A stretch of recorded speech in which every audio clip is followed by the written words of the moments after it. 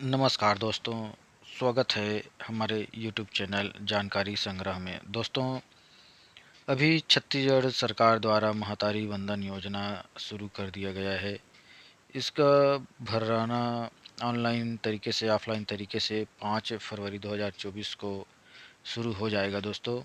यहाँ पर दोस्तों आपको अगर ऑनलाइन भरेंगे तो यहाँ पर देखिए Mahtari Vandan dot c g state dot g o v dot in लिखा है। यहाँ पर इस लिंक पर आपको जाना है और ये वाला इस तरह से छत्तीसगढ़ का महातारी वंदन योजना सशक्त महिला मजबूत प्रदेश, इस तरह से ये पेज आ जाएगा। दोस्तों, आज की इस वीडियो में हम बताने वाले हैं छत्तीसगढ़ महातारी वंदन योजना के जो ऑफलाइन फॉर्म है, आवेदन पत्र और शपथ पत्र कहाँ से प्राप्त करेंगे, कहाँ से डाउनलोड करेंगे और कैसे भरेंगे और कहाँ जमा करेंगे, इसके बारे में हम बताने वाले हैं दोस्तों। और क्या क्या डॉक्यूमेंट इसके फॉर्म के साथ आपको जमा करना है, क्या क्या लगेगा, इसी के बारे में हम बताने वाले हैं। तो अंत तक बने रहिए दोस्तों, और वीडियो पसंद आएगा तो लाइक करना, चैनल को सब्सक्राइब करना, शेयर करना। दोस्तों, अगर आप लोगों को कोई समस्या आता है तो यहाँ पर ईमेल और नंबर दिया है दोस्तों। यहाँ पर देखिए, यहाँ पर आप ईमेल कर सकते हैं, यहाँ पर फ़ोन लगाकर ये इस नंबर से आप पूछ सकते हैं। तो दोस्तों, फॉर्म कहाँ से मिलेगा? तो फॉर्म इसी महतारी वंदन योजना के वेबसाइट पर आना है दोस्तों, और यहाँ पर 3 लाइन जो दिखा, यहाँ पर क्लिक करना है। यहाँ पर क्लिक करते दोस्तों इस तरह से ये पेज खुलेगा। यहाँ पर देखिए, उसके बाद यहाँ पर आवेदन पत्र लिखा है, इस पर क्लिक कर देना है। और उसके बाद यहाँ से ये फॉर्म इस तरह से खुल के सामने आ जाएगा दोस्तों। और यहाँ से डाउनलोड लिखा है, यहाँ से आप डाउनलोड कर सकते हैं। इसी प्रकार से दोस्तों शपथ पत्र यहाँ पर डाउनलोड करना है तो यहाँ पर शपथ पत्र दिया है, इसे भी आप यहीं से डाउनलोड कर सकते हैं। अब दोस्तों, इसमें क्या क्या भरना है, कौन कौन से डॉक्यूमेंट लगेगा, कहाँ जमा करना है, ये पूरी जानकारी हम देने वाले हैं। ऑफलाइन वाले फॉर्म के बारे में दोस्तों, ऑनलाइन वाले कल चालू होगा तो उसके बारे में हम अगले वीडियो में बताएंगे। तो यहाँ पर ऑफलाइन वाले इस फॉर्म को कैसे भरेंगे तो इसी के बारे में बताने वाले हैं, तो बने रहिए दोस्तों। तो चलिए दोस्तों, शुरू करते हैं। दोस्तों, जैसे ही आप महातारी वंदन योजना का फॉर्म लेंगे या डाउनलोड करेंगे या कहीं से भी, तो यहाँ पर इस तरह से ये फॉर्म दिखाई पड़ेगा दोस्तों, जहाँ पर सबसे ऊपर में महातारी वंदन योजना लिखा हुआ दिखाई पड़ेगा। यहाँ पर देख रहे हैं, यहाँ पर इस तरह से दोस्तों, यहाँ पर देख सकते हैं दोस्तों, यहाँ पर महातारी वंदन योजना यहाँ पर लिखा हुआ है। उसके बाद यहाँ पर नीचे में हितग्राही पंजीयन फॉर्म लिखा है। अब दोस्तों, यहाँ पर सबसे ऊपर में देखिए दोस्तों, यहाँ पर आवेदन स्थान।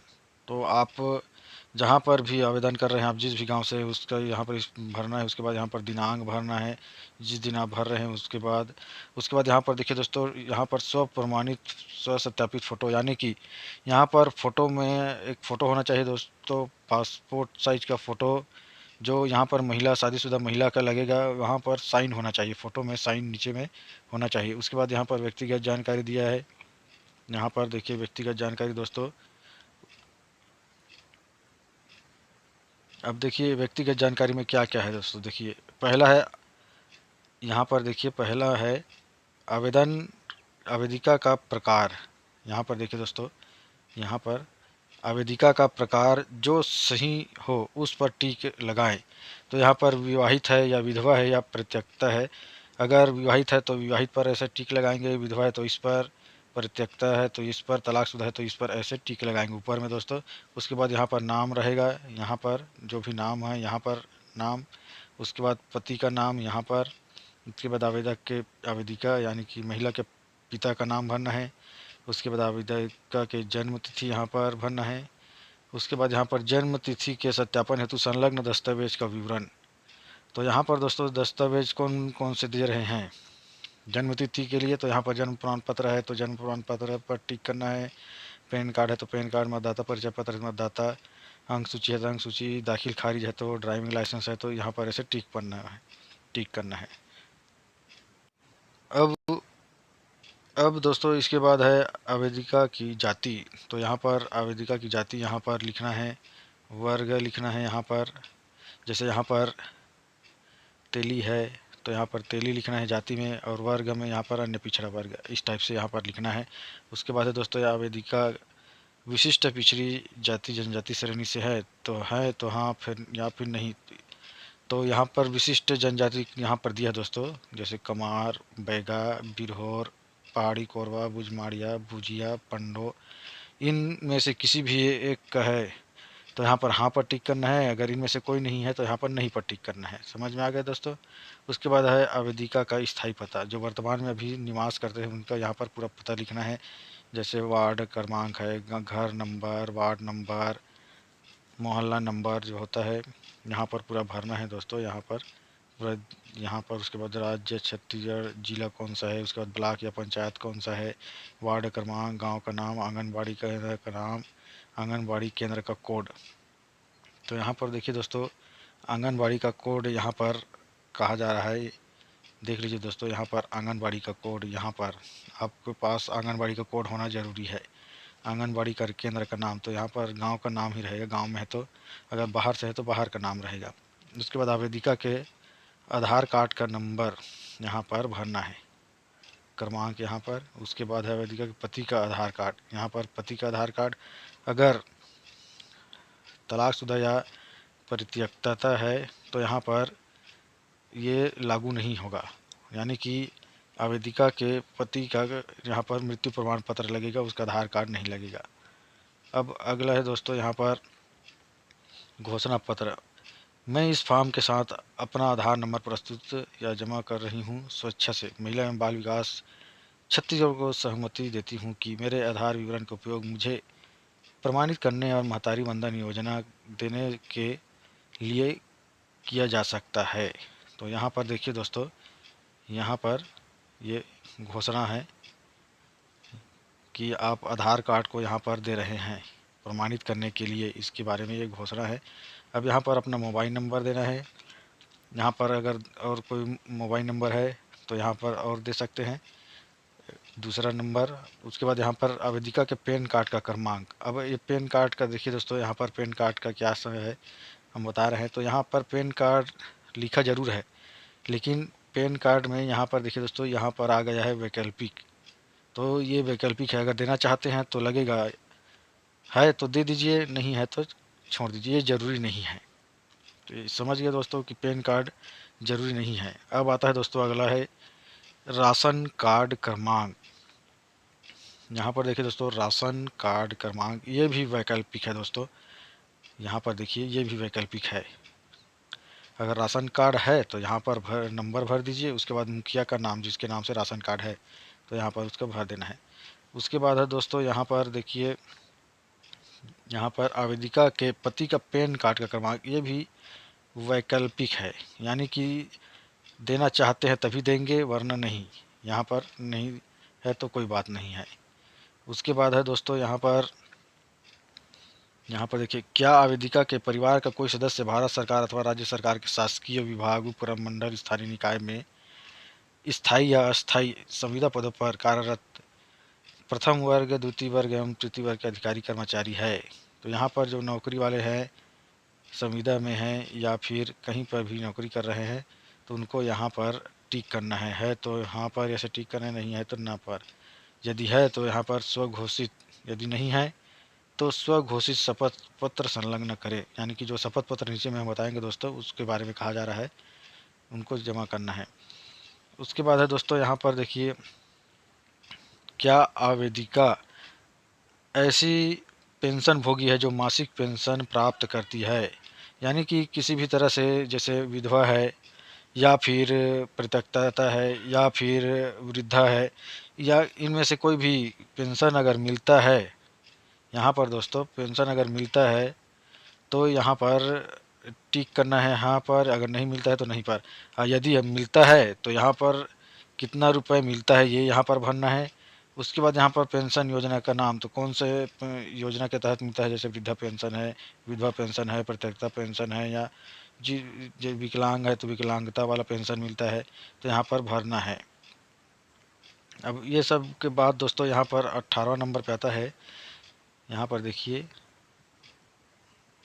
क्या आवेदिका के परिवार का कोई भी सदस्य वर्तमान में भूतपूर्व, यहाँ पर देखिए भूतपूर्व सांसद, विधायक, यहाँ पर देखिए दोस्तों भारत सरकार अथवा राज्य सरकार के बोर्ड नियम मंडल के अध्यक्ष या उपाध्यक्ष है। यहाँ पर संसद, विधायक, भारत सरकार, राज्य सरकार के बोर्ड, नियम मंडल के अध्यक्ष, उपाध्यक्ष, ये सभी अगर है तो हाँ पर टिक करना है, नहीं है तो ना पर। यदि नहीं है तो वो संलग्न स्वघोषित यहाँ पर प्रमाण पत्र संलग्न करना है। उसके बाद अगला है दोस्तों यहाँ पर 19वां, दोस्तों यहाँ पर 19वां है, क्या महिला जो आवेदिका है उसके वो स्वयं या उसके परिवार का कोई भी आयकर दाता है, जैसे पति पत्नी और उनके बच्चे यदि हैं देते हैं, टैक्स पटाते हैं, आयकर देते हैं तो हाँ पर करना है, नहीं तो नो पर, नहीं पर। उसके बाद है दोस्तों यहाँ पर बैंक खाता क्रमांक, तो यहाँ पर बैंक खाता होना ज़रूरी है जिस पर डीबीटी होना चाहिए, ऑनलाइन सब चीज़, और मोबाइल नंबर, आधार नंबर सब लिंक होना चाहिए, और यहाँ पर खाता नंबर भरना है। उसके बाद बैंक का नाम, यहाँ पर आईएफएससी कोड भरना है। उसके बाद है दोस्तों यहाँ पर आवेदन सह पत्र सहित निम्नलिखित दस्तावेज होने चाहिए जो संलग्न किए जाएं। यानी कि दोस्तों ये सभी दस्तावेज आप लोगों को यहाँ पर भरना जरूरी है। तो सबसे पहला है दोस्तों जन्म तिथि के सत्यापन हेतु संलग्न दस्तावेज। तो जन्म तिथि के लिए सत्यापन हेतु दस्तावेज में जो क्या क्या है दोस्तों, पहले बताया था, जन्म तिथि या फिर आधार कार्ड, जो जन्म प्रमाण पत्र होता है दोस्तों वो आधार कार्ड या फिर पैन कार्ड, ये ऊपर में दिया गया है दोस्तों। यहाँ पर देखिए, यहाँ पर सबसे ऊपर में जहाँ पर जन्म प्रमाण पत्र यानी कि जन्म तिथि भरने के लिए जो दिया था, यहाँ पर ऊपर में देखिए दोस्तों जन्म प्रमाण पत्र यहाँ पर दिया है, यहाँ पर जन्म तिथि के लिए। तो यहाँ पर देखिए जन्म प्रमाण पत्र हेतु पैन कार्ड, मतदाता परिचय पत्र, 10वीं की सूची, ये इतना सारा आप जन्म तिथि के लिए प्रमाण पत्र दे सकते हैं।